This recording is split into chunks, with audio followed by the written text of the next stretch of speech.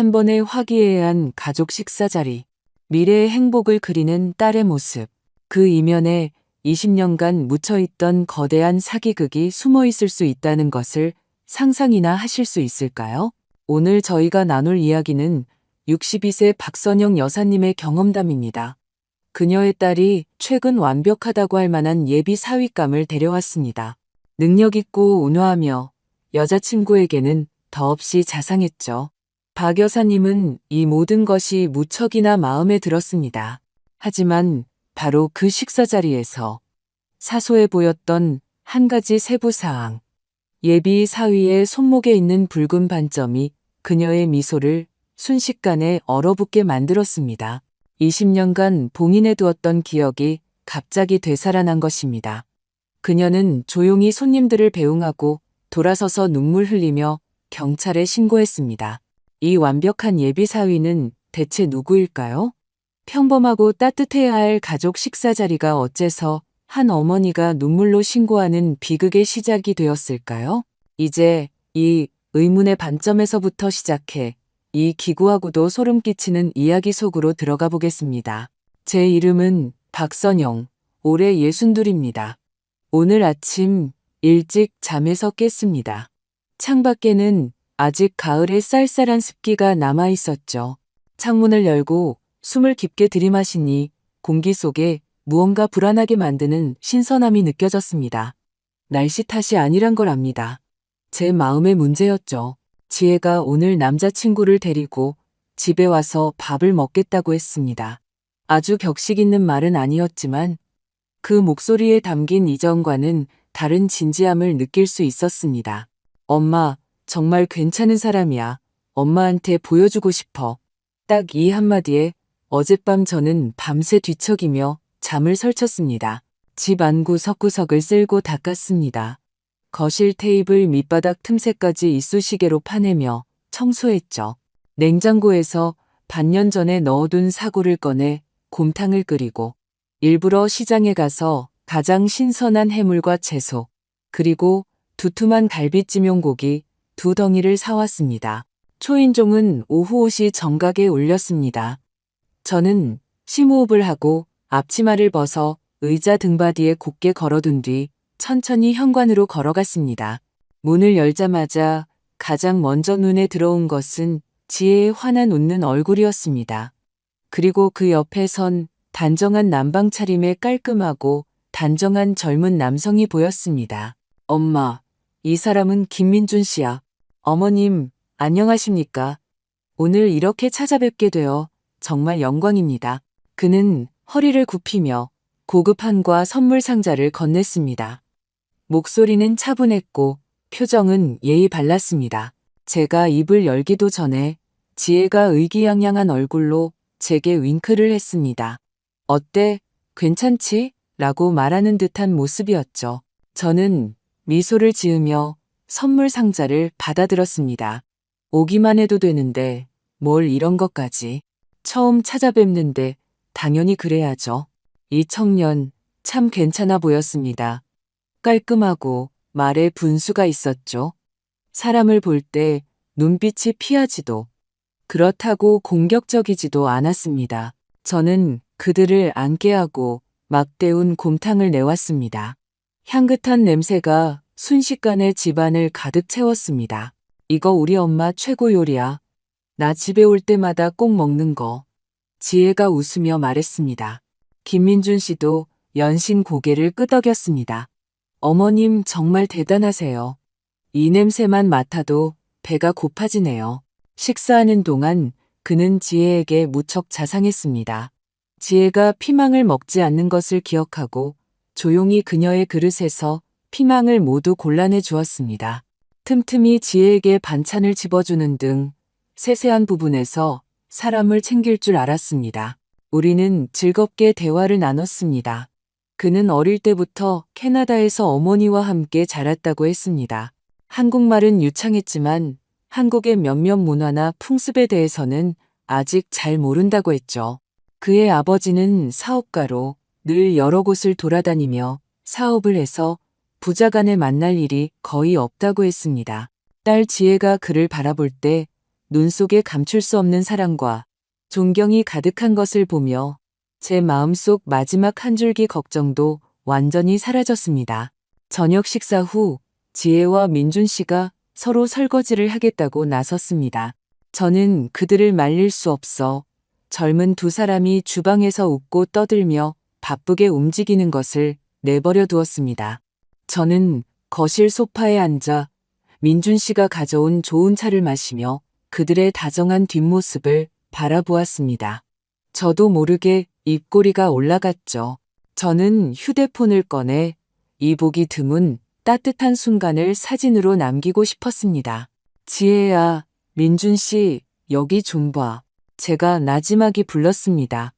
두 사람은 소리를 듣고 웃으며 돌아섰습니다. 지혜의 손에는 아직 거품이 묻어 있었고 장난스럽게 민준 씨 얼굴에 묻혔습니다. 민준 씨는 그 순새를 틈타 손을 뻗어 지혜의 어깨를 사랑스럽게 감쌌습니다. 바로 그가 팔을 들어 올리고 단정한 남방 소매를 걷어 올리는 그 순간 제 시선은 무심코 그의 드러난 오른쪽 손목 안쪽에 머물렀습니다. 그곳에는 선명한 매화 모양의 마치 주사로 낙인을 찍은 듯한 붉은 반점이 있었습니다.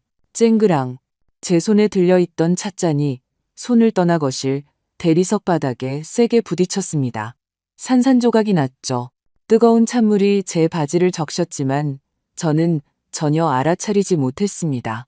제 심장은 보이지 않는 거대한 손에 꽉 쥐어진 듯 순식간에 멎었습니다. 온몸의 피가 그 순간 모두 굳어버린 것 같았습니다. 엄마, 왜 그래? 어머님, 괜찮으세요? 지혜와 민준 씨가 놀라 소리치며 주방에서 달려나왔습니다. 지혜는 빗자루를 가져와 허둥지둥 바닥에 파편을 치웠고 민준 씨는 몸을 낮추어 휴지를 꺼내 제 바지에 찬물을 닦아주려 했습니다. 하지만 저는 마치 혈이 막힌 사람처럼 꼼짝도 할 수 없었습니다. 제 눈은 그의 손목, 그의 움직임에 따라 더욱 선명해지는 그 반점에 죽은 듯이 고정되어 있었습니다. 아니야, 그럴 리가 없어. 어떻게 이렇게 우연일 수가. 제 머릿속이 윙하고 울렸습니다. 마치 수많은 낡은 영사기가 동시에 미친 듯이 돌아가기 시작하는 것 같았습니다. 제가 일부러 20년간 봉인해두고 세월에 묻혀 희미해졌던 고통스러운 기억을 가장 잔인한 방식으로 다시 화면에 비추고 있었습니다. 그것은 20년 전 역시나 떠들썩했던 성공 축하 파티였습니다. 제 남편 진우 씨와 그가 가장 신뢰했던 동업자 이성진이 그들이 공동으로 설립한 청해기술 이 첫 수십억 원대 해외 수주를 따낸 것을 의기양양하게 축하하고 있었죠. 그때의 진우 씨 눈에는 미래에 대한 무한한 희망이 반짝였습니다. 술자리에서 이성진의 아내는 갓 태어난 아들을 안고 사람들의 축복을 자랑스럽게 받고 있었습니다. 똑똑히 기억합니다. 그날 저는 호기심의 강보에 쌓인 아기를 어루만졌습니다. 저는 그 작고 분홍빛의 손을 가만히 쥐었습니다. 바로 그때 저는 보았습니다. 그 아기의 여린 오른쪽 손목 안쪽에도 똑같은 마치 붉은 매화가 막 피어난 듯한 반점이 있었습니다. 저는 웃으며 이성진의 아내에게 말했죠. 이 반점 참 특별하네요. 작은 매화꽃 같아요. 나중에 잃어버릴 일은 없겠어요. 그녀는 그때 무척 행복한 얼굴로 웃었습니다. 하지만 바로 그 축하 파티가 끝난 지 한 달도 채 되지 않아 진우 씨가 친형제처럼 믿었던 동업자 이성진은 회사의 모든 자산과 그 계약의 성금 전액을 들고 증발하듯 사라져버렸습니다. 그가 진우 씨에게 남긴 것은 텅 빈 껍데기뿐인 회사, 산더미처럼 쌓인 은행빚과 끝도 없는 소송들이었습니다. 그날 이후로 남편의 얼굴에서 미소는 다시는 찾아볼 수 없었습니다. 그는 이상으로 가득 찼던 창업가에서 실패와 배신의 그림자에 짓눌려 사는 과묵한 사람으로 변해버렸습니다.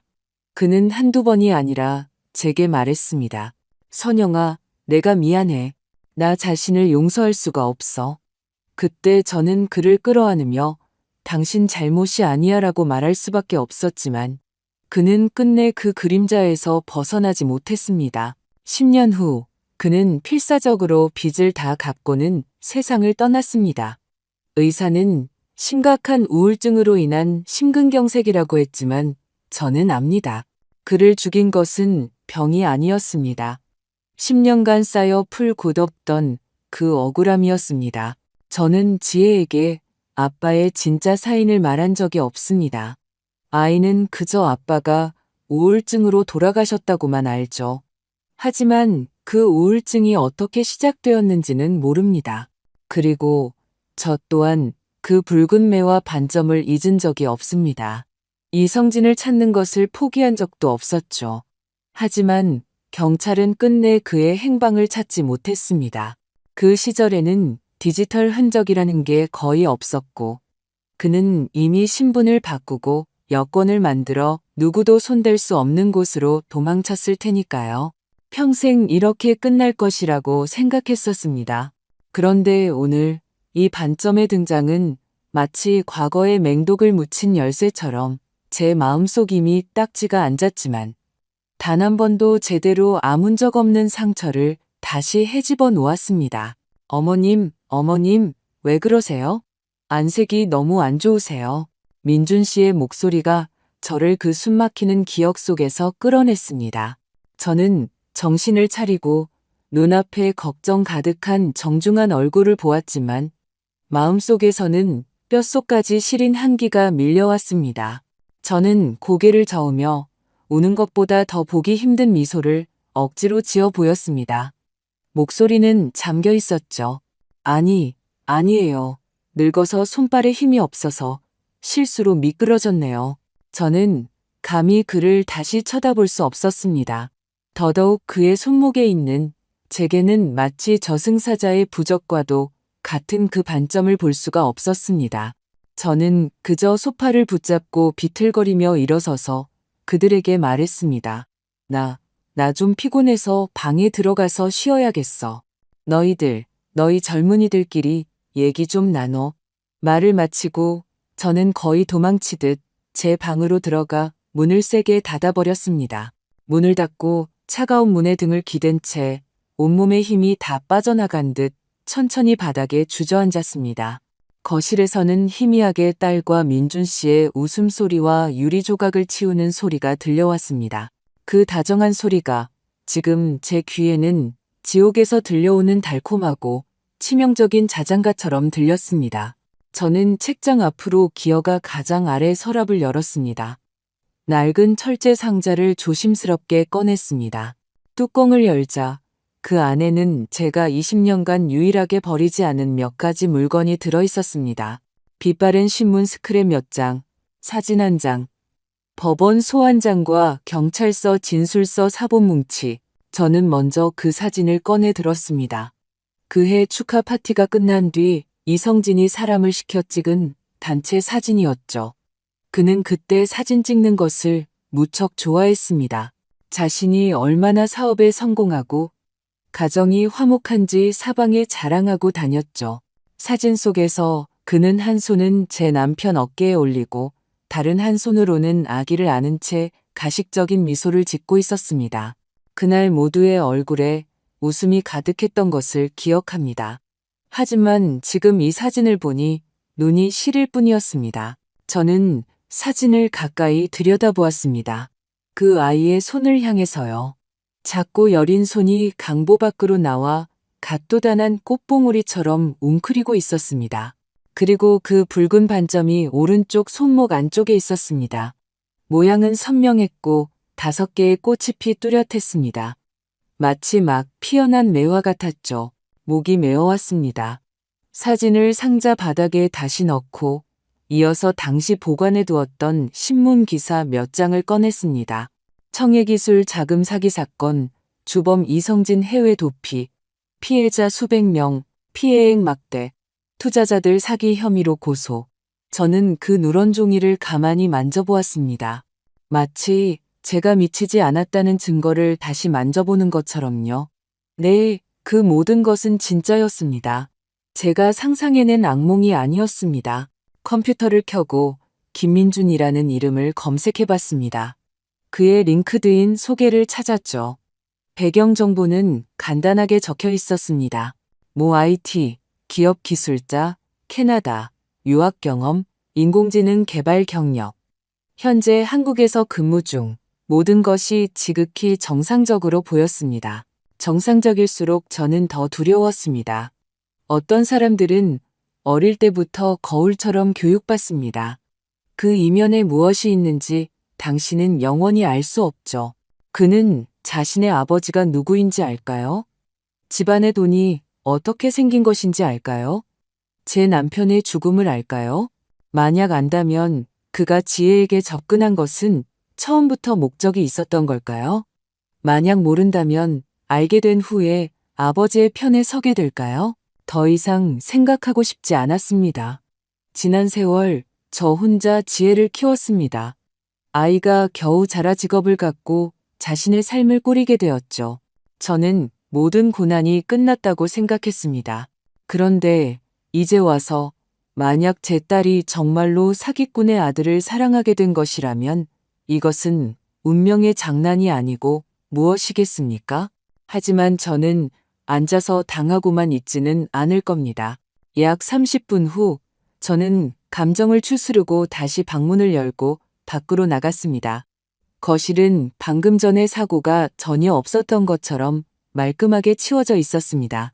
지혜는 깎은 과일 한 접시를 들고 있었고 민준 씨는 새로 뜨거운 차를 우리고 있었습니다. 제가 나오는 것을 보고 그들은 모두 걱정스럽게 다가왔습니다. 엄마, 괜찮아? 병원에 가볼까? 지혜가 걱정스럽게 물었습니다. 저는 고개를 저으며 최대한 자연스러운 미소를 지어 보였습니다. 괜찮아. 아까 갑자기 좀 어지러워서 그랬어. 지금은 훨씬 나아졌어. 저는 소파 옆에 가서 앉아 민준 씨가 건네는 새 차를 받아들었습니다. 그리고 아무렇지 않은 듯 제 탐색을 시작했습니다. 민준 씨. 저는 찬물에 김을 불며 집안 어른이 묻는 듯한 말투로 물었습니다. 어릴 때 계속 캐나다에서 자랐구나. 거긴 겨울이 엄청 춥겠다. 그가 웃으며 대답했습니다. 네, 기억이 날 때부터 그곳에 있었어요. 어머니 말씀으로는 제가 2살 때 데리고 가셨다고 해요. 어머님 혼자서 민준 씨 키우시느라 힘드셨겠어요? 아버님은 무슨 일 하셨기에 그렇게 바쁘셨대? 그는 잠시 멈칫하더니 말했습니다. 어머님, 저희 집 사정이 좀 특수해서요. 저는 어릴 때부터 어머니와 외할아버지, 외할머니와 함께 살았어요. 그래서 아버지 쪽에 대해서는 사실 잘 몰라요. 무역업을 하셨던 것 같아요. 제 심장이 쿵 내려앉았지만 얼굴 표정은 변하지 않았습니다. 저는 다시 물었습니다. 성은 어머니 성을 따랐구나? 네, 어머님. 저희 어머니 성이 김씨라 어릴 때부터 어머니 성을 썼습니다. 그는 담담하게 아무런 감정에 동요 없이 말했습니다. 그럼 아버님 성씨는 물어봐도 괜찮을까? 저는 가장 결정적인 질문을 던지며 그의 얼굴에 나타나는 아주 작은 표정 변화 하나도 놓치지 않으려 눈을 고정했습니다. 이 질문은 확실히 그를 당황하게 만든 것 같았습니다. 그가 찻잔을 들고 있던 손이 허공에서 잠시 멈췄습니다. 저희 아버지는 이 씨입니다. 그는 다소 머뭇거리며 대답했지만 결국 말했습니다. 저는 미소 지으며 고개를 끄덕였습니다. 하지만 마음속으로는 이미 모든 것을 확신했습니다. 어머니가 개명하고 아이를 데리고 출국. 아버지는 무역업, 성은 이씨, 해외 도피, 모든 조각이 들어맞았습니다. 저는 속이 얼음장처럼 차가워졌지만 여전히 아무렇지 않은 척 웃었습니다. 어머님도 참 대단하시네. 혼자서 아들을 이렇게 잘 키우시고. 네, 저도 어머니를 정말 존경합니다. 하지만 어머니는 제가 아버지에 대해 많이 묻는 걸 원치 않으셨어요. 저는 고개를 끄덕이며 젓가락을 내려놓았습니다. 그것도 좋지. 어떤 사람들은 있는 게 나으니까. 저는 더 이상 묻지 않았습니다. 더 물었다가는 그의 경계심을 살 것이라는 걸 알았기 때문입니다. 저는 억지로 버티며 그들과 의미 없는 잡담 몇 마디를 더 나누고 몸이 좋지 않다는 핑계로 지치고 힘든 가족 식사를 끝냈습니다. 그들을 문 밖으로 배웅할 때 제 손가락은 문고리를 꽉 쥐고 있었습니다. 그들의 모습이 엘리베이터 안으로 사라지고 문이 닫히고 나서야 천천히 손을 풀었습니다. 집안이 조용해지자 저는 온몸에 힘이 빠져나간 듯 바닥에 주저앉았습니다. 저는 너무나도 잘 알고 있었습니다. 그는 이성진의 아들이었습니다. 그가 아버지가 무슨 짓을 했는지 모를 수도 있습니다. 하지만 그의 몸에는 제 남편의 일생을 망가뜨린 그 사기꾼의 피가 흐르고 있었습니다. 창밖을 바라보았습니다. 밤은 깊었고 서울의 가로등은 별처럼 반짝였습니다. 저는 진우 씨가 마지막 해에 밤새도록 베란다에 앉아 담배를 피우던 뒷모습을 떠올렸습니다. 한 갭이 또 한 갭이 자욱한 연기 속에 그의 얼굴은 보이지 않았습니다. 저는 책장을 열고 그 낡은 철제 상자를 다시 꺼냈습니다. 이제 무언가 하지 않으면 영원히 기회가 없을 것이라는 걸 알았습니다. 저는 눈물을 닦고 그 누렇게 바랜 서류 더미 속에서 당시 이 사건을 담당했던 경찰서 경제범죄수사팀 강 반장님의 명함을 찾아냈습니다. 그리고 수화기를 들고 20년간 다시는 누를 일이 없을 것이라고 생각했던 그 번호를 눌렀습니다. 전화가 연결된 후 저는 저편을 향해 울음 섞인 하지만 더없이 단호한 목소리로 한자 말했습니다. 여보세요. 경찰서 경제범죄수사팀이죠? 저 20년 전 청해기술 사기 사건 주범 이성진에 대한 최신 단서를 제보하려고 합니다. 그 전화를 마친 후 저는 거의 뜬 눈으로 밤을 지새웠습니다. 20년의 원한과 그리움이 제 마음속에서 파도처럼 밀려왔다 밀려갔습니다. 때로는 남편 진우 씨가 임종 직전 보였던 그 억울한 눈빛이 떠올랐고 때로는 행복에 잠겨 아무런 방비도 없는 딸 지혜의 웃는 얼굴이 떠올랐습니다. 제 이 결정이 지혜에게 얼마나 잔인한 폭풍이 될지 알고 있었습니다. 며칠 후 낯선 번호로 전화가 걸려왔습니다. 전화기 저편에서는 차분하고 힘있는 남자의 목소리가 들려왔습니다. 박선영 씨 되십니까? 저는 경제범죄수사팀 강철중입니다. 며칠 전 제보해 주신 단서에 대해 직접 만나서 몇 가지 여쭤볼 것이 있습니다. 그는 바로 20년 전 제 남편 사건을 담당했던 강경관이었습니다. 20년이 지나 그는 젊은 형사에서 팀의 반장이 되어 있었습니다. 우리는 집 근처 카페에서 만났습니다. 저는 제 모든 의심과 그날 밤 민준 씨와 나눴던 대화를 하나도 빠짐없이 그에게 말했습니다. 강 반장은 이야기를 다 듣고는 얼굴이 매우 심각해졌습니다. 그는 이성진 사건이 해외와 연관되어 공소시효가 30년이라 아직 종결되지 않았지만 이미 장기 미제 사건이 되어 있었다고 말했습니다. 제가 제공한 단서, 특히 반점이라는 식별성 높은 특징은 그들에게 있어 중대한 돌파구가 될 것이라고 했습니다. 그는 즉시 절차를 밟아 우선 법에 따라 김민준 씨를 소환해 상황 설명을 듣겠다고 했습니다. 더 이상 비밀은 없다는 것을 알았습니다. 경찰이 정식으로 민준 씨를 소환한 그날 저는 지혜에게 말하지 않았습니다. 하지만 세상에 새어나가지 않는 비밀은 없었죠. 지혜는 아마 민준 씨에게서 소식을 들었을 겁니다. 그날 오후 저희 집 문이 열쇠로 거칠게 열렸습니다. 지혜가 뛰어들어왔습니다. 머리는 헝클어져 있었고 눈은 붉고 퉁퉁 부어 있었습니다. 얼굴은 눈물과 믿을 수 없다는 표정으로 얼룩져 있었죠. 그 아이는 들어오자마자 손에 든 가방을 소파에 세게 내던졌습니다. 엄마. 그 아이는 저를 향해 소리쳤습니다. 태어나서 처음으로 저에게 그런 말투를 썼습니다. 대체 무슨 짓을 한 거야? 왜 민준 씨를 경찰에 신고해? 사랑에 미친 듯한 그 아이의 모습을 보니 제 마음은 칼로 베는 듯 아팠습니다. 저는 아이를 붙잡아 안치려고 했지만 아이는 제 손을 뿌리쳤습니다. 엄마, 일부러 그런 거지? 그 사람이 마음에 안 들어서 이렇게 쫓아내려는 거잖아. 우리 결혼 얘기까지 하고 있었단 말이야. 엄마, 정말 너무해. 내가 너무해? 그 아이의 비난을 듣자 제 마음속에 억눌려 있던 억울함과 슬픔도 터져 나왔습니다. 지혜야, 너 지금 무슨 말을 하는지 알고 있니? 너 그 사람 아버지가 누군지 알아? 그 남자의 아버지는 내 아빠를 죽게 만든 원수야. 우리 집을 천국에서 지옥으로 떨어뜨린 죄인이라고. 원수라니, 무슨 원수? 아빠는 우울증으로 돌아가셨잖아. 지혜는 완전히 얼어붙었습니다. 저는 한숨을 쉴 수밖에 없었습니다. 앉아, 엄마가 할 말이 있어. 아이는 앉지 않으려 했습니다. 눈빛은 온통 경계심으로 가득했죠. 일단 앉아. 저는 목소리에 힘을 주었습니다. 아이는 잠시 망설이다가 결국 소파 가장자리에 걸터 앉았습니다. 저는 방으로 들어가 그 철제 상자를 들고 나와 천천히 그리고 단호하게 아이 앞에 놓았습니다. 이게 뭐야? 아이가 물었습니다.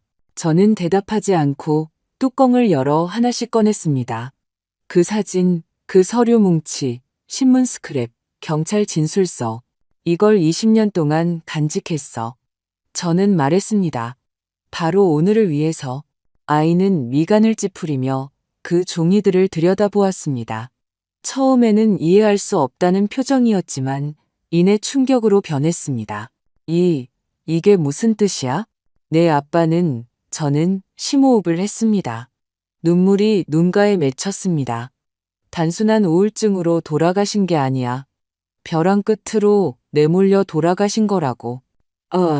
아이는 눈을 크게 뜨고 숨을 멈췄습니다. 저는 한자 한자 말했습니다.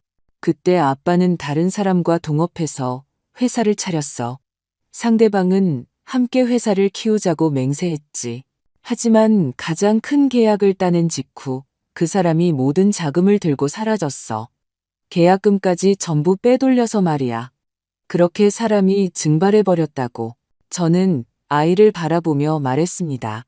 그 사람 이름이 이성진이야. 아이는 눈을 더욱 크게 떴고 얼굴은 점점 창백해졌습니다. 우리 집은 하루아침에 파산했어. 내 아빠는 투자자들에게 빚 독촉을 당하고 법원 소환장에 기자들까지 몰려왔지. 아무도 아빠의 해명을 들어주지 않았고 아무도 도와주지 않았어. 그때 넌 너무 어려서 아무것도 몰랐지. 나중에 내 아빠는 심각한 우울증에 걸렸고 약을 먹고 잠 못 이루고 술을 마셨어. 결국 내가 구급차를 불렀지. 저는 코를 훌쩍이며 오랫동안 쌓아두었던 말을 꺼냈습니다. 그 사람이 바로 김민준 씨의 아버지야. 아이는 고개를 저었습니다. 입술이 떨렸죠. 엄마, 혹시 착각한 거 아니야? 저는 감정을 억누르며 말했습니다. 나는 그 아이를 본 적이 있어. 20년 전 축하 파티에서 그 사기꾼이 갓 태어난 아들을 데려왔거든. 우리한테 보여주면서 무슨 복덩이라나. 그 아이 손에 붉은 반점이 있었어. 매화꽃처럼 생긴. 오른쪽 손목 안쪽에. 저는 아이를 똑바로 쳐다보며 낮은 목소리로 물었습니다. 지혜야, 민준 씨의 반점 바로 그 자리에 있지 않니? 그 아이의 입꼬리가 파르르 떨렸고 눈빛은 공포로 가득 찼습니다. 아이는 입술을 깨물고 아무 말도 하지 않았습니다. 얼굴의 붉은 기운은 사라지고 시체처럼 창백해졌습니다. 저는 천천히 아이 옆으로 다가가 앉았습니다. 목소리를 조금 부드럽게 했습니다. 지혜야, 엄마가 너희를 헤어지게 하려는 게 아니야. 그저 두려울 뿐이야. 뭐가 두려운데? 아이의 목소리는 모기 소리처럼 작았습니다. 그 아버지의 그 아들이라는 말이 있잖니. 이 말을 내뱉을 때 저는 아이를 보고 있었지만 마음속은 떨리고 있었습니다. 이 말이 얼마나 잔인한지 압니다. 하지만 저는 평생 사람의 탈을 쓴 늑대를 너무나 많이 봐왔습니다. 저는 계속 말했습니다. 나는 그 아이가 자기 아버지가 무슨 짓을 했는지 아는지 모르는지 알 수 없어. 하지만 내가 더 두려운 건 그 아이가 모르는 게 아니라 모르는 척하는 것일까 봐서야. 엄마, 그 사람은 그런 사람 아니야. 아이는 여전히 반박하려 했습니다. 네가 지금 해야 할 일은 그 사람을 변호하는 게 아니야. 저는 아이의 말을 끊었습니다. 눈을 똑바로 뜨고 그가 대체 어떤 사람인지 지켜보는 거야.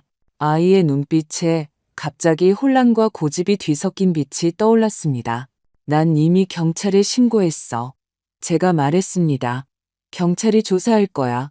만약 그가 정말 무고하다면 아무것도 두려워할 필요 없어. 아이는 대답하지 않고 그저 고개를 숙여 그 누렇게 바랜 종이들을 쳐다볼 뿐이었습니다. 마침내 아이는 제 차가운 손가락을 가만히 잡으며 눈물을 흘리며 말했습니다. 엄마, 미안해. 저는 안도의 한숨을 쉬었습니다. 아이가 제 말을 알아들었다는 것을 알았습니다. 딸 지혜는 집에서 꼬박 하루를 울었습니다. 다음 날 아이는 스스로 민준 씨에게 문자를 보내 밖에서 만나자고 약속했습니다. 저는 말리지 않았습니다. 다만 아이가 집을 나서기 전에 말했습니다. 지혜야, 그가 무슨 말을 하는지만 듣지 말고 그가 무엇을 하는지를 봐야 해. 그날 오후 저는 혼자 집에 앉아 안절부절 못했습니다. 마음속으로 수만 가지 가능성을 상상했습니다. 어쩌면 민준 씨가 딱 잡아뗄지도 모릅니다.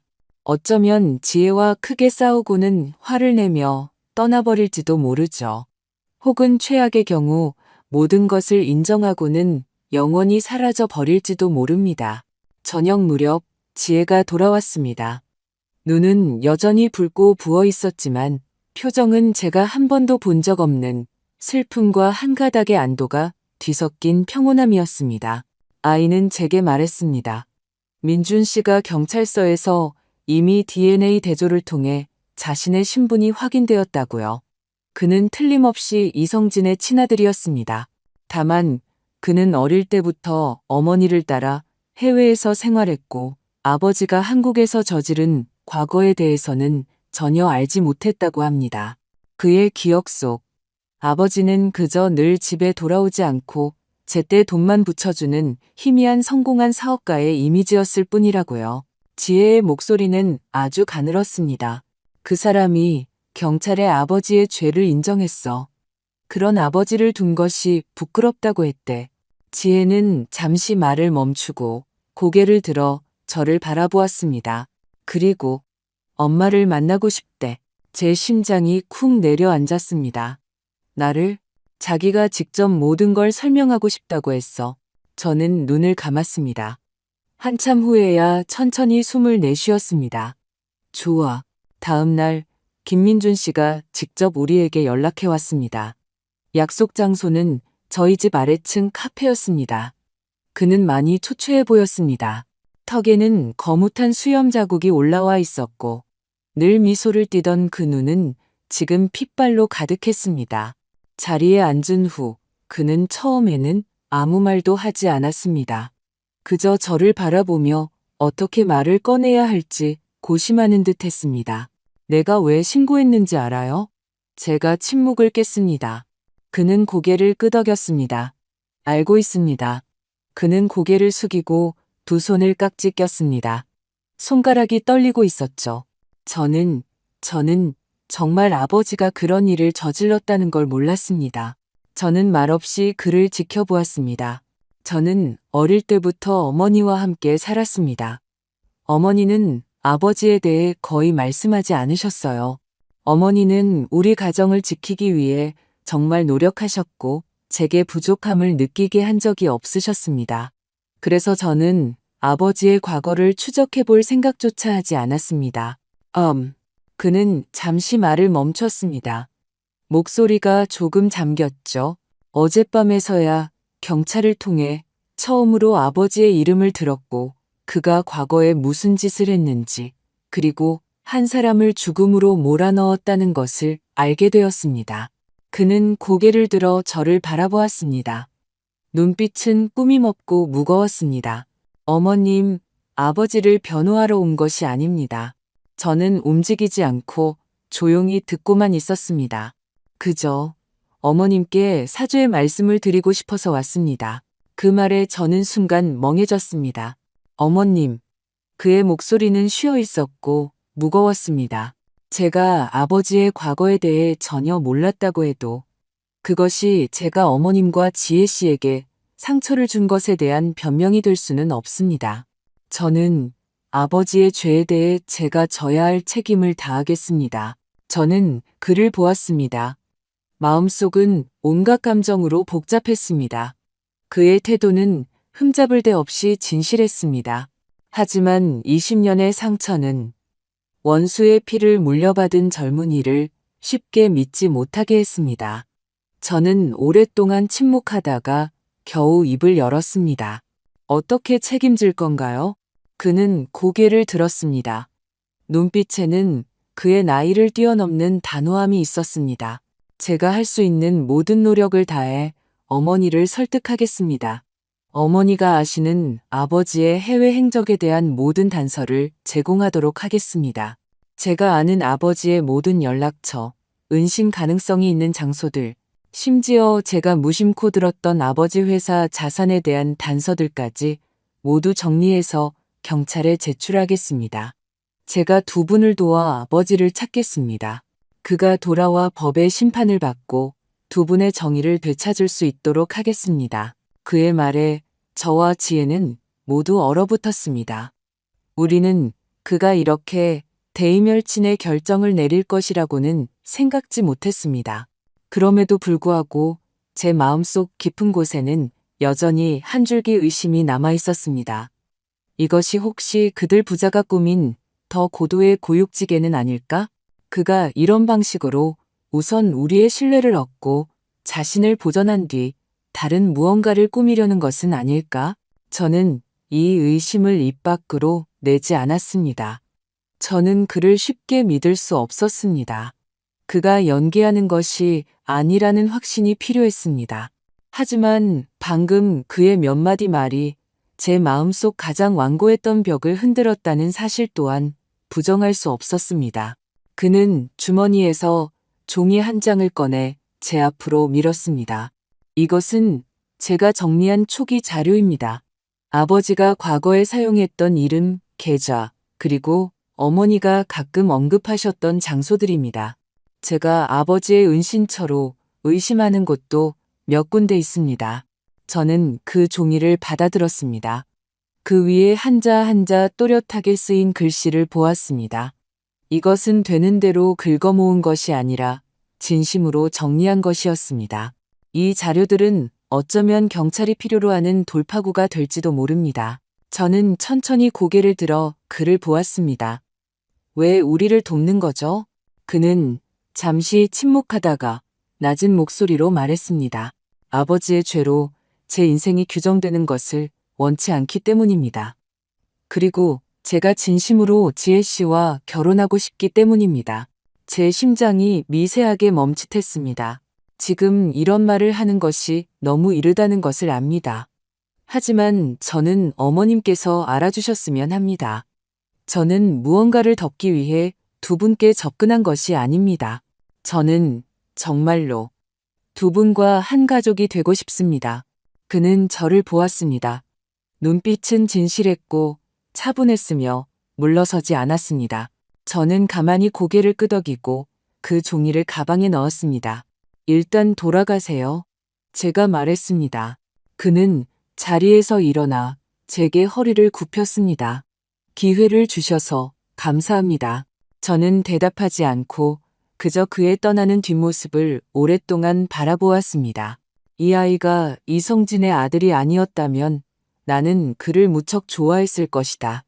하지만 하필이면 경찰은 곧 제게 연락해왔습니다. 이미 김민준 씨와 만났으며 그가 제공한 정보가 참고 가치가 있어 전담팀에 넘겨 추가 조사를 진행 중이라고 했습니다. 저는 단도직입적으로 물었습니다. 그가 협조적이었나요? 전화기 저편의 강 반장은 대답했습니다. 매우 협조적입니다. 저희가 상상했던 것보다 훨씬 더 적극적입니다. 저는 말없이 고개만 끄덕였습니다. 그 후 며칠간 민준 씨에게서는 거의 소식이 없었습니다. 저는 지혜에게 묻지 않았습니다. 아이가 기다리고 있고 또 지켜보고 있다는 것을 알았기 때문입니다. 닷새째 되던 날 밤, 휴대폰이 갑자기 울렸습니다. 낯선 번호였습니다. 전화를 받자 쉬어버린 여자의 목소리가 들려왔습니다. 여보세요. 혹시 박선영 씨 되십니까? 저는 미간을 찌푸리고 바로 대답하지 않았습니다. 상대방이 신분을 밝혔습니다. 저는 김민준 군의 어머니입니다. 저는 멈칫했습니다. 그녀는 계속 말했습니다. 저희가 한번 뵐 수 있을까요? 우리는 집 근처 오래된 카페에서 만났습니다. 그녀는 제 생각보다 훨씬 더 초췌했습니다. 60대 초반이었지만 70대 노인처럼 보였습니다. 그녀는 들어오자마자 고개를 숙이고 핸드백 모서리를 꽉 쥐었습니다. 죄송합니다. 갑자기 연락드려서 좀 당돌했을지도 모르겠네요. 저는 그녀가 계속 말하게 두지 않았습니다. 아드님이 오라고 했나요? 그녀는 고개를 저으며 눈을 들었습니다. 눈에는 무거운 슬픔이 어려 있었죠. 민준이는 몰라요. 제가 요즘 애가 이상해서 직접 알아보다가 알게 됐어요. 애가 경찰에 연락하고 있다는 걸요. 저는 말없이 그녀를 바라보았습니다. 그녀는 코를 훌쩍이며 작은 목소리로 말했습니다.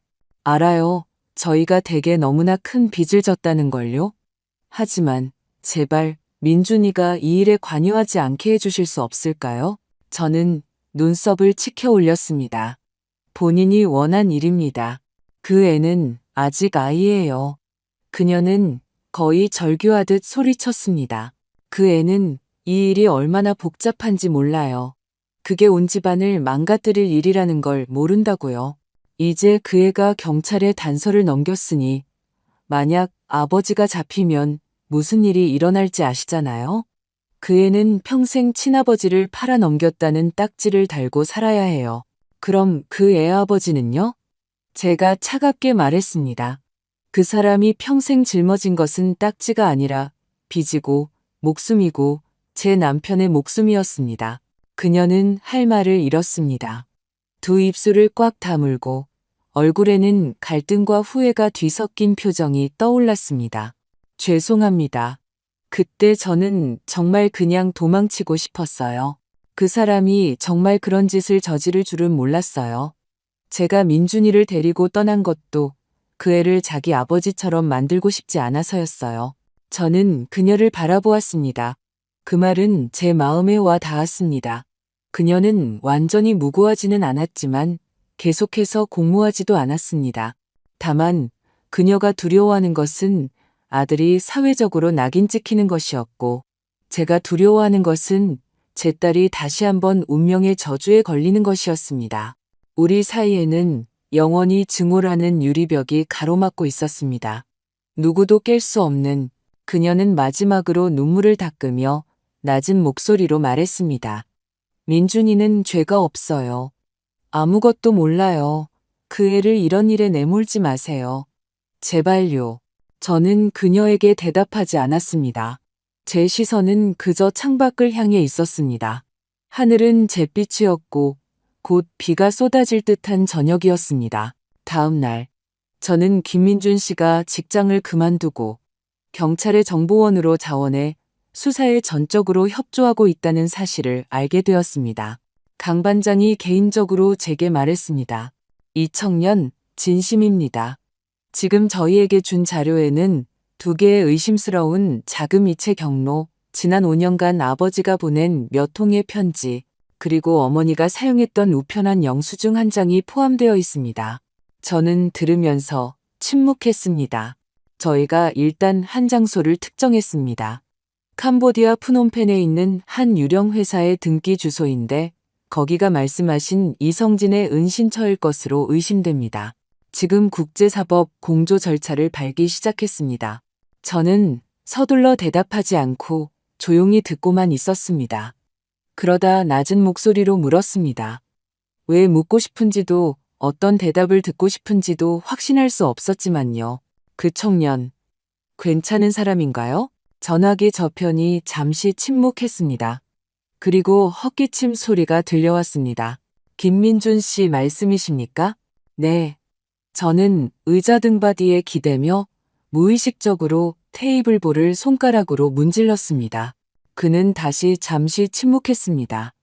그것은 망설이는 침묵이 아니라 솔직히 말해야 할지를 고민하는 듯한 침묵이었습니다. 솔직히 말씀드리면 박 여사님, 제가 20년 넘게 수사하면서 겉은 멀쩡하지만 뒤로는 무슨 꿍꿍이가 있는지 모를 사람들을 너무 많이 봤습니다. 저도 처음에는 그 청년을 믿지 않으려 했습니다. 제 심장이 쿵 내려앉았습니다. 하지만 지난 며칠간의 행동을 보면 그의 말투가 갑자기 조금 부드러워졌습니다. 연기 같지는 않습니다. 이 말을 마친 후 전화기 저편은 1초간 조용했다가 한마디를 덧붙였습니다. 제가 본 바로는 아버지를 닮지 않았습니다. 그 순간 제 목에 무언가 걸린 듯 말이 나오지 않았습니다. 그날 밤 저는 혼자 거실에 앉아 있었습니다. 불도 켜지 않고 마시던 차도 그대로 두었죠. 이 모든 것이 어떻게 끝날지, 민준 씨가 정말로 아버지의 그림자를 벗어날 수 있을지 확신할 수 없었습니다. 하지만 저는 알았습니다. 이번에는 제가 그를 덜 미워하게 되었다는 것을. 시간은 어느덧 한 달이 흘렀습니다. 그리고 그날 경찰로부터 전화를 받은 순간부터 제 손은 떨림을 멈추지 않았습니다. 강 반장이 말했습니다. 저희가 인터폴과 공조하여 이성진의 현재 위치를 특정했습니다. 캄보디아 프놈펜 교회의 한 개인 장원에 숨어 있는 것으로 보입니다. 명목상으로는 물류 창고지만 실제로는 불법 자금 세탁의 중심지입니다. 저는 아무 말도 하지 못하고 수화기만 꽉 쥐었습니다. 다만 범죄인 인도 조약이 없어서 저희가 직접 체포할 수는 없습니다. 현재로서는 저희와 사법공조가 맺어진 제3국, 예를 들면 싱가포르나 태국 같은 곳으로 유인하는 것이 최선의 방법입니다. 그러려면 그가 절대적으로 신뢰하는 사람이 미끼 역할을 해야 합니다. 제 목에서는 소리가 나오지 않았습니다. 우리는 그 사람이 누구인지 알고 있었습니다.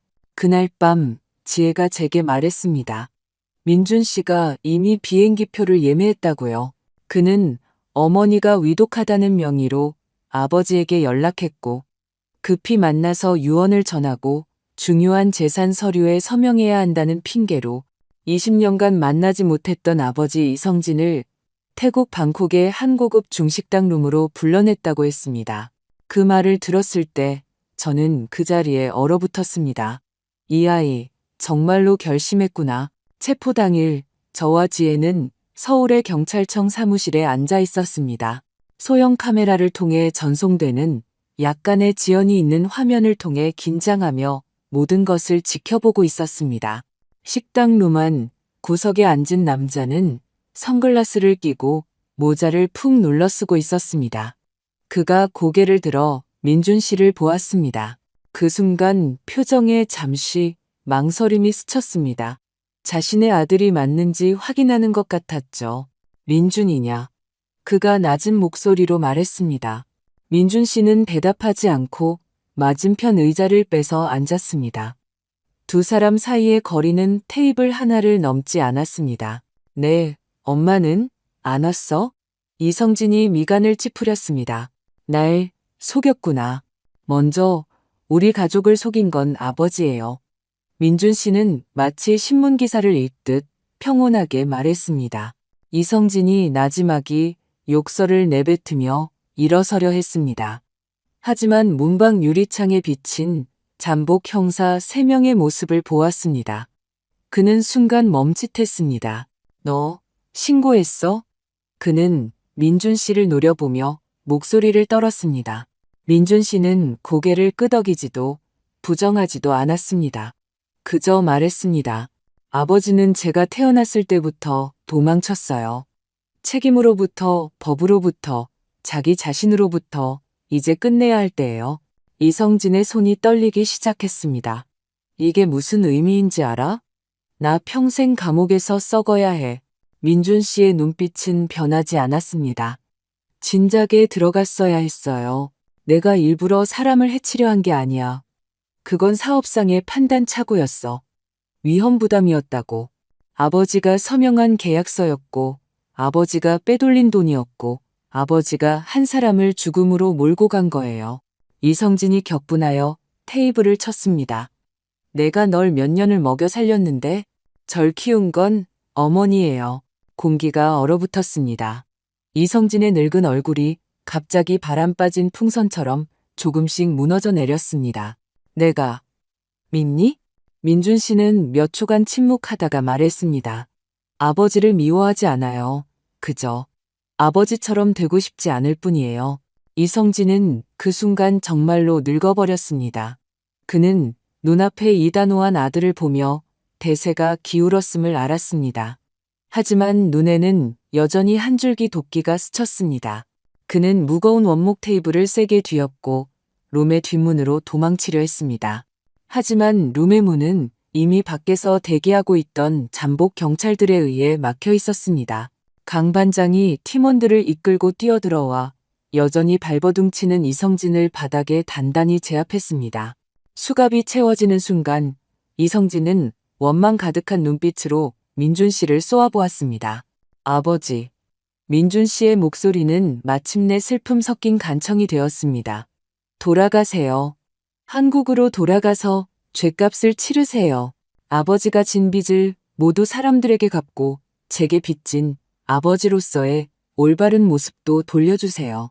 경찰청 사무실에서 저는 옆에서 이미 소리내어 울고 있는 딸을 힘껏 껴안았습니다. 제 눈물도 소리 없이 흘러내렸습니다.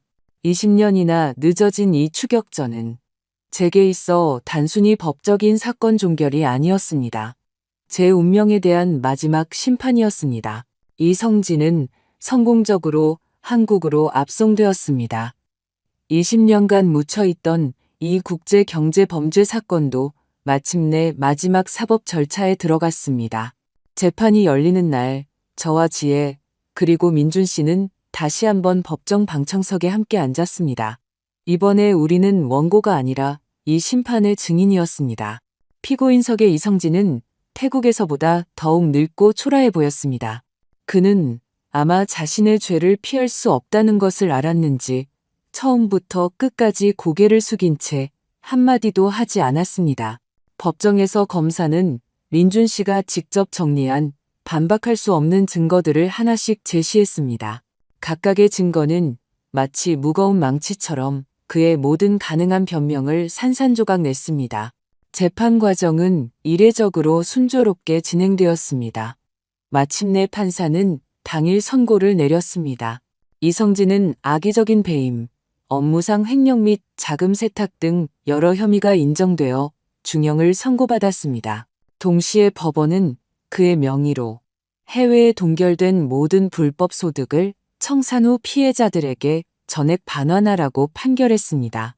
판사가 법봉을 내리치며 전체 사건을 종결합니다라는 네 글자를 말했을 때 저는 길게 안도의 한숨을 내쉬었습니다.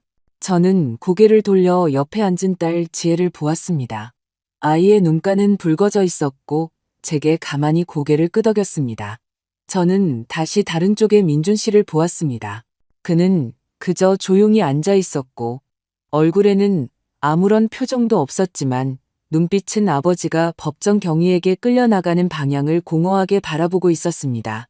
법의 심판은 끝났지만 이 젊은이에게 있어 감정의 심판은 어쩌면 이제 막 시작된 것일지도 모른다는 것을 알았습니다. 법원을 나오니 햇살이 좋았습니다. 많은 옛 동료들과 남편의 사건으로 피해를 보았던 지인들이 문 앞에서 기다리고 있었습니다. 그들은 다가와 제 손을 잡고 억울함을 풀게 된 것을 축하해 주었습니다. 저는 그 모든 사람들을 지나쳐 홀로 구석에 서 있는 민준 씨 앞으로 걸어갔습니다. 그는 저를 보고 어쩔 줄 몰라 했습니다.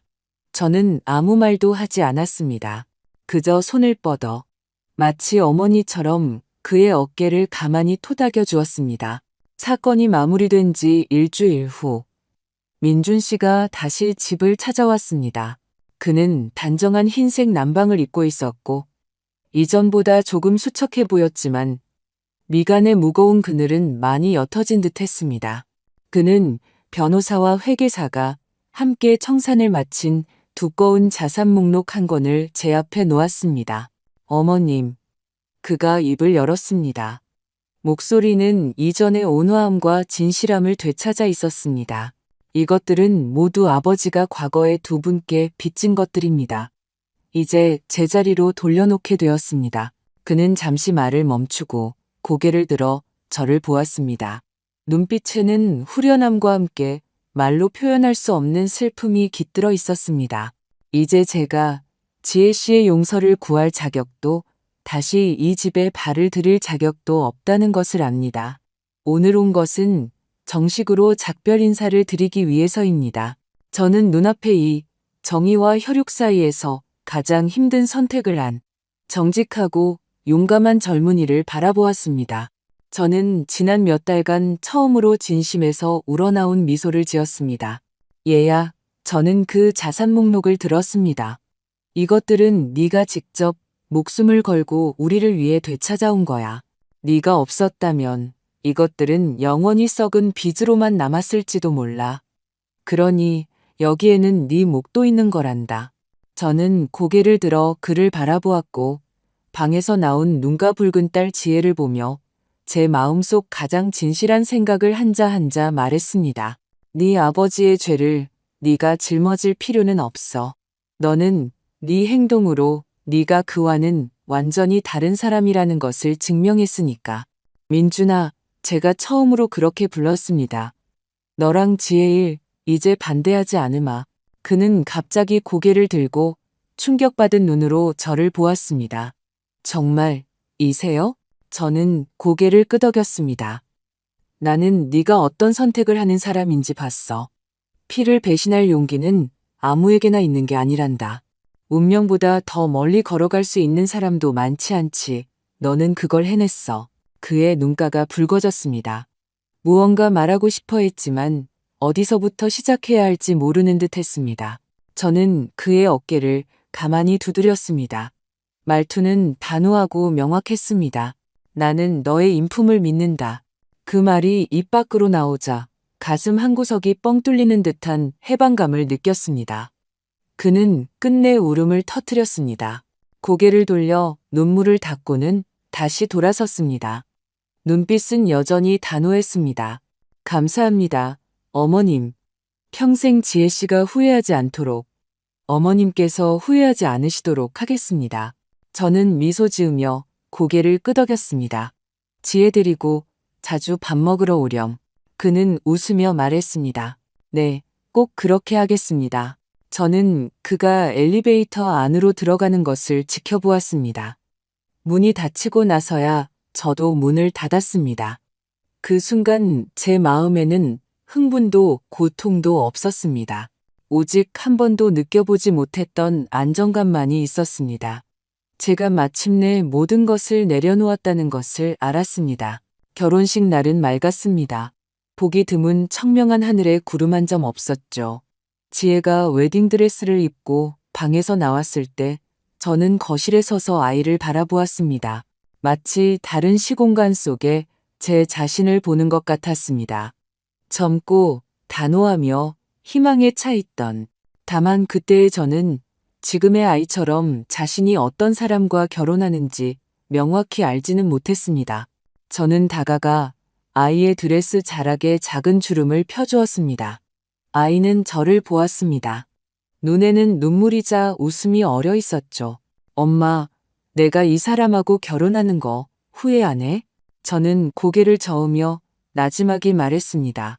엄마는 네가 누구와 결혼하는지를 반대한 적이 없어.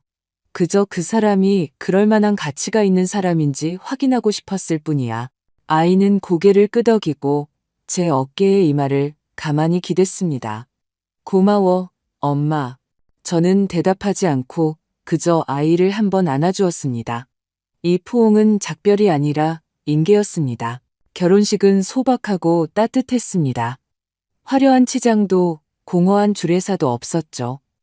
민준 씨는 짙은 회색 정장을 입고 있었고 표정은 평온했으며 눈빛은 맑았습니다.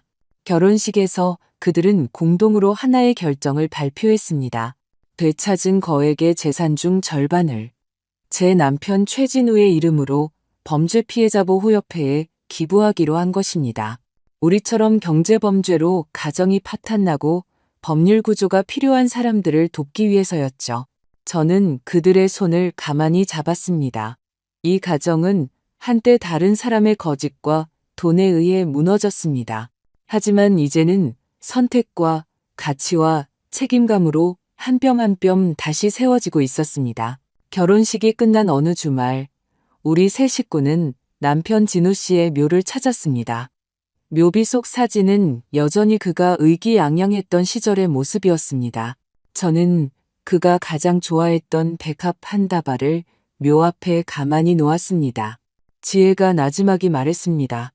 아빠, 나 결혼했어. 바람이 살랑 불어왔습니다. 저는 마치 진우 씨가 알고 있다고 말하는 것을 들은 것 같았습니다. 민준 씨가 앞으로 나와 깊이 3번 절을 했습니다. 그리고 고개를 들어 그 묘비를 바라보았습니다.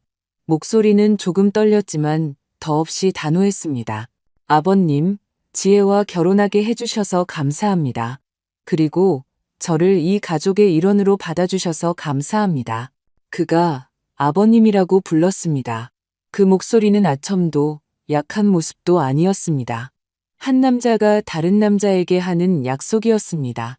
제가 대신해서 두 분을 잘 모시겠습니다. 저는 끝내 참지 못하고 돌아섰습니다. 눈물이 한 방울 한 방울 손등 위로 떨어졌습니다. 햇살이 묘지의 소나무 잎 사이를 뚫고 우리 몸 위로 얼룩덜룩하지만 따뜻한 빛을 뿌렸습니다. 저는 옆에서 서로에게 단단히 기댄 이 젊은 부부를 보았습니다. 우리 두 가정 사이에 20년간 가로놓여 있던 상처가 마침내 이 순간 사랑과 정의와 용서로 완전히 아물었다는 것을 알았습니다. 그해 가을 저는 63이 되었습니다. 딸은 시집을 갔고 원수는 죗값을 치렀으며 정의는 바로 섰습니다. 그리고 저는 마침내 꿈없는 잠을 잘 수 있게 되었습니다. 박선영 여사님과 그녀의 딸의 이 실제 경험담을 보시고 화면 앞에 여러분은 어떤 생각을 하셨습니까? 사건 전체에서 가장 감명 깊었던 것은 20년의 원한을 가로지른 그 매와 반점이었습니다. 그것은 마치 운명의 낙인처럼 두 가정의 비극과 희극을 단단히 엮어놓았습니다.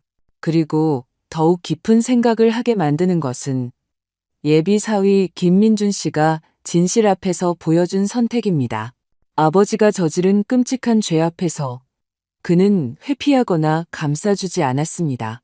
대신 용감하게 나서서 대의멸친을 선택하고 피해자 가족이 정의를 되찾도록 도왔습니다.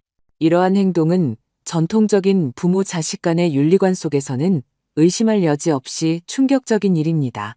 저희는 여러분의 의견을 듣고 싶습니다. 여러분은 김민준 씨의 선택이 칭찬받아 마땅한 정의로운 행동이라고 생각하십니까? 아니면 원가족에 대한 배신이라고 생각하십니까? 만약 여러분이 이런 윤리적 딜레마에 처했다면 어떤 선택을 하시겠습니까? 박선영 여사님이 처음에 의심과 경계에서 마지막에 수용과 축복에 이르기까지 이 신뢰의 변화를 여러분은 이해하실 수 있으신가요? 여러분은 이전 세대의 원한을 다음 세대가 짊어져야 한다고 생각하십니까? 아래 댓글창에 여러분의 생각을 남겨주세요. 여러분의 모든 댓글은 인간성, 정의, 그리고 가족에 대한 깊이 있는 탐구가 될 것입니다. 오늘 공유한 내용에 공감하셨거나 이 이야기가 흥미롭고 깊은 울림을 주었다고 생각하신다면 저희 채널을 구독해 주시고 이 진실한 이야기를 친구와 가족에게 공유해 주십시오. 댓글창에서 지혜로운 여러분 각자와 깊이 있는 교류를 나누기를 기대하겠습니다.